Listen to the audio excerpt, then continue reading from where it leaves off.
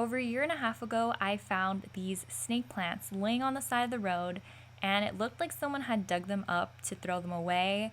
I think someone was throwing them out because they were cut. The leaves were so floppy. Like, snake plants should not be able to bend like this. And I wanted to see if I could save them because snake plants are supposed to be super hardy. The leaves felt literally like leather, and I wanted to see how far they could go before they completely died. So I just decided to pot it up and treat it like if it was a regular snake plant. I just mixed basic Miracle-Gro cactus soil and perlite and then just potted it up in a random nursery pot that I had.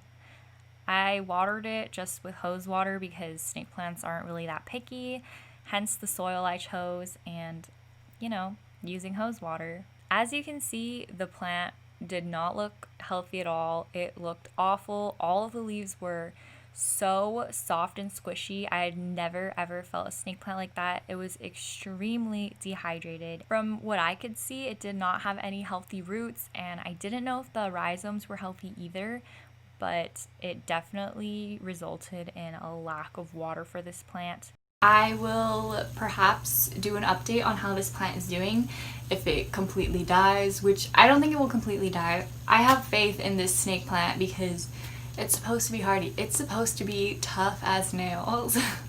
So I have faith that this plant will live, but how much of it will live, I don't know. And here is the plant now. As you can see, it is so big. It barely fits into the frame. I'm very proud of it. It has a lot of babies coming out, and it has this little tie on it which I'll take off because if you remember those like split leaves, they still flop over now, but I'm so excited by this plant.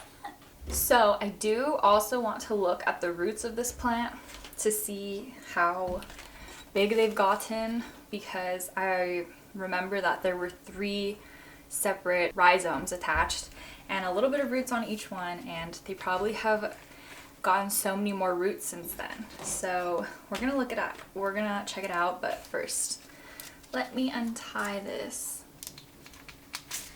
Whoa. So there we go.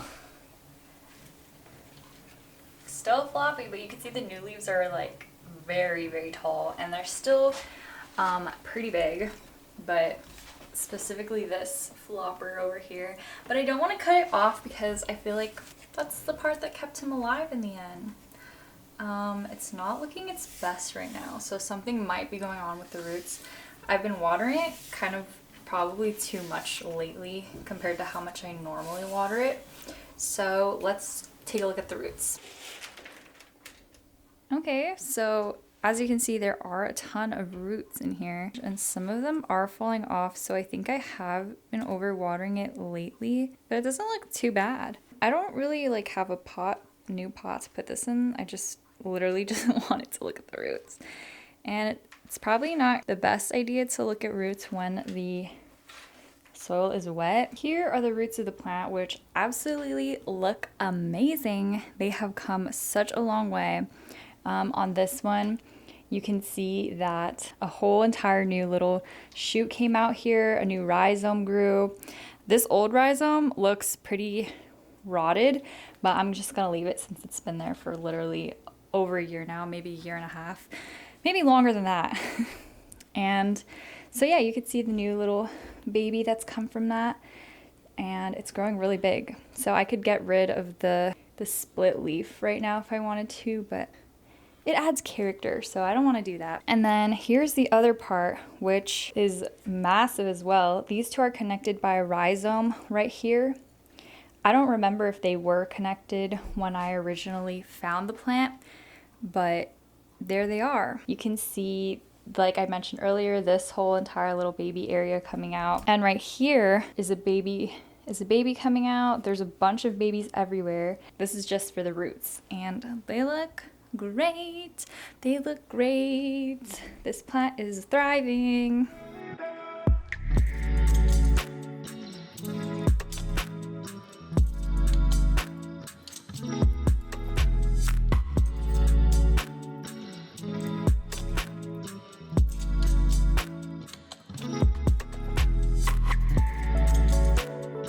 In order to revive this plant, I just cared for it the way I cared for my other snake plants, my healthy snake plants. I just watered it whenever the soil dried up, and I did that consistently so that it would be able to form new roots. And I also kept it here on my east-facing porch so it got a little bit of direct sunlight in the morning, and that was it. The rest of the day it just got bright and direct light. So I feel like that sunlight also helped it to keep growing and grow its roots and everything and just reestablish itself.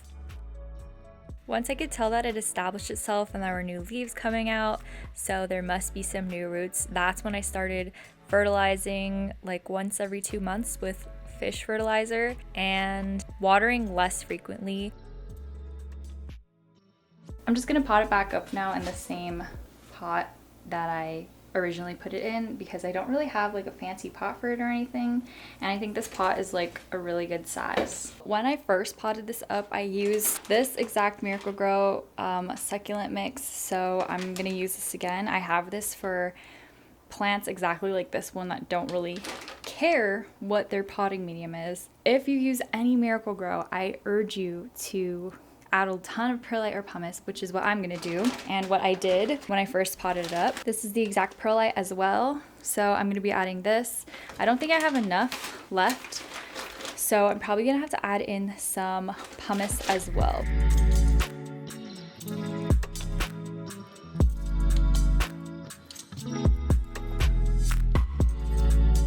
So there we have the mix, and I would definitely add more perlite if I had it, but I don't have any more, so this is just going to be the mix, and I will water less frequently, which is not a problem.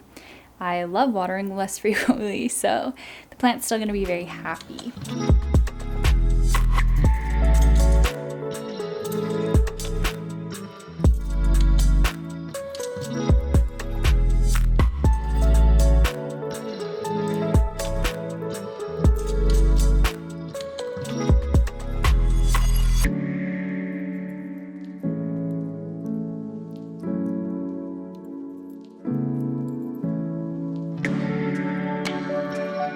This is just like really strong proof that it's much better to underwater your plants than to overwater them, because this poor little baby probably would have died if it was overwatered rather than being able to be saved.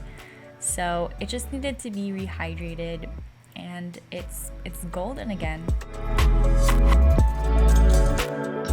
So there you guys have it. As you can see, there's still some wonky leaves going on. I'll probably tie it back up. That's why I had it tied on in the beginning of the video, because this wonky leaf, it just needs to be held in place so that it's not flapping everywhere. I never really wanted to buy a Laurentii because I was not really a fan of the yellow edging, so getting one for free was pretty awesome. And then I feel like any plant that you rescue, you get very attached to, like it becomes a very sentimental plant, and it means a lot more to you because it's literally alive because of you. And this one was like pulled out like if it was a weed, but it wasn't, and we went from I think 3 leaves to a whole full plant. So try to rescue any plant you can, even if it looks like it's completely dead. It never hurts to try. So yeah, thank you guys so much for watching, and I will see you in the next one. Bye!